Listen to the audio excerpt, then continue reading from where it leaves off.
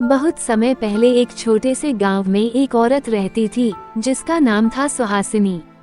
वो बहुत सुंदर थी, पर उसकी किस्मत में दुख ही लिखा था।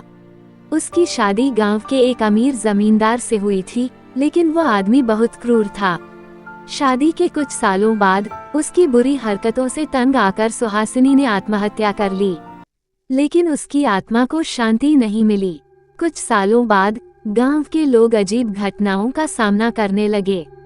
रात में गांव की गलियों में एक औरत की साड़ी का पल्लू हवा में उड़ता दिखता, किसी को रोने की आवाजें सुनाई देती। लोग कहते थे कि सुहासिनी की आत्मा गांव के पास वाले पीपल के पेड़ में बस गई है। वो अब चुड़ैल बन गई थी और उसकी आत्मा को शांति नहीं मिली थी।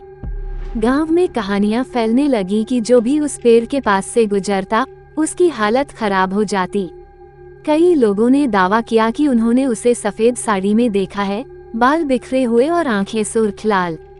वो अकेले व्यक्तियों को अपना शिकार बनाती, खासकर वे लोग जो रात के अंधेरे में अकेले चलते थे। एक दिन गांव के एक बहादुर युवक, जिसका नाम अर्जुन था, ने तय किया कि वह इस रहस्य का अंत करेगा। उसने गांव के बुजुर्गों से सलाह ली और रात में उस पेड़ के पास जाने का साहस किया। उसने अपने साथ एक पवित्र ताबीज रखा, जिसे पुजारी ने उसे दिया था। रात के अंधेरे में जब अर्जुन उस पेड़ के पास पहुंचा, तो अचानक हवा तेज चलने लगी और सब कुछ शांत हो गया।